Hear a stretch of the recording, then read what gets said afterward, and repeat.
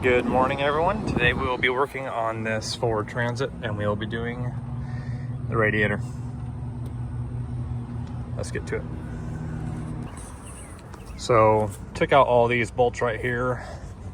This Torx bit, that Torx bit, this one and this one. You're gonna want to grab your headlight and pull it out.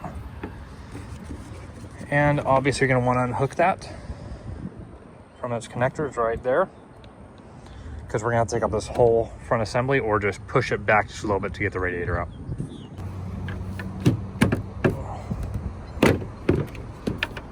Just like that. You have 10 mils down there, one on each side. You're gonna want to get those out.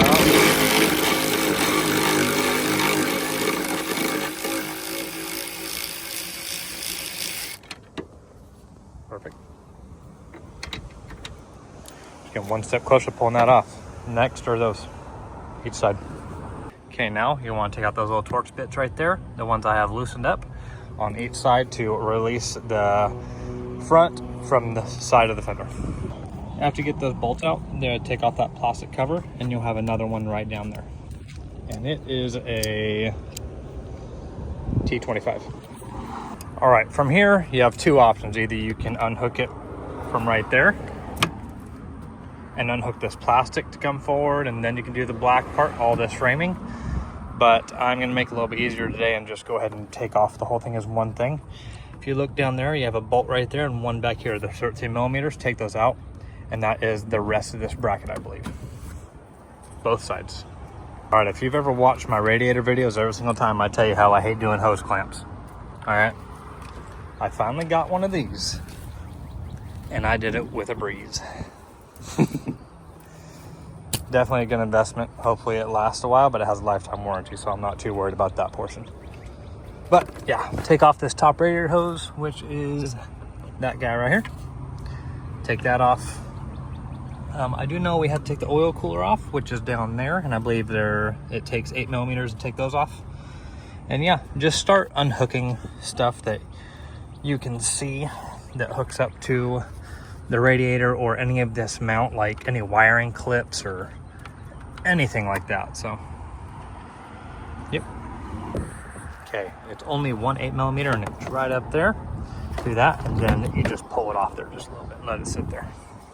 Okay, after you get everything out of the way, take your fan shroud out, which you just kind of got to force it. I mean, be gentle, but it takes a little bit of work.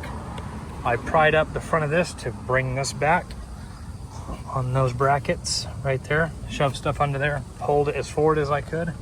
I had to take these hoses off just because they were in the way. Push oil cooler up in here a little bit, just be gentle with it.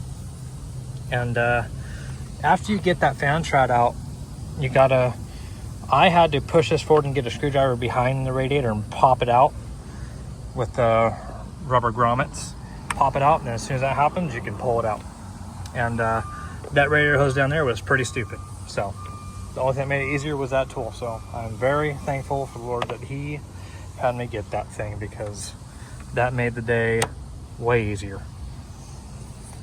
Okay, so far the assembly is going together absolutely beautiful. Everything slid in really nicely. It was just coming apart. It was nothing wanted to budge, nothing wanted to move. So yeah.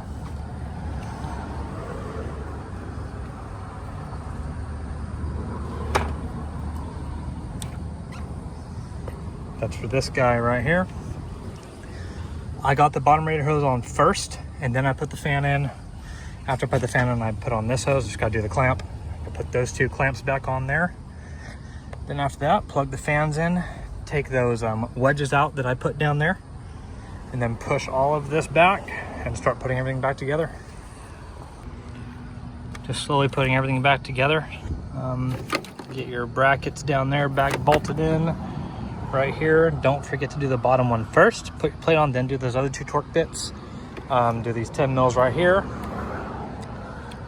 These guys, since you kind of bent everything, I mean, it can struggle a little bit to go back together, but you'll get it.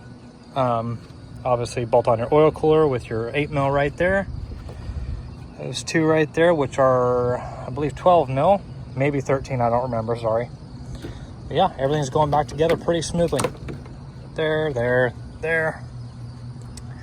Yeah, don't forget to do your 10 mil here and put all your clips back in, and then I will see you whenever we start putting coolant in it. All right, everything is back together, exactly how it was. Filled the reservoir, I'm gonna fire it up, and we're just gonna watch. First of all, turn on the heater, get everything going through the heater core and all that. We're gonna be double sure that the whole system doesn't have any air in it.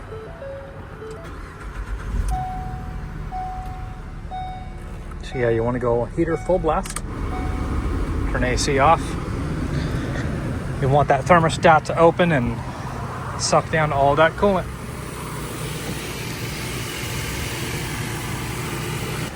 This thing is good to go. Make sure the fan's turned on, the heater is hot, and the engine is up to temp, and it has not risen above its normal operating temperature. I will take it on a test drive to make sure I can't overheat it at all.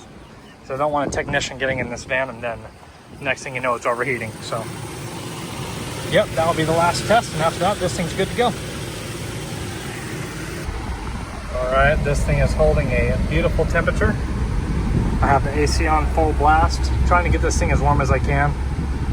I'll park in the parking lot and just let it sit there for about 10 minutes. Make sure the fans turn on, and yeah, I call this job well done. It was kind of a pain in the butt, but we got it done in 2.5 hours. So yeah, thanks for watching. Have a great rest of your day.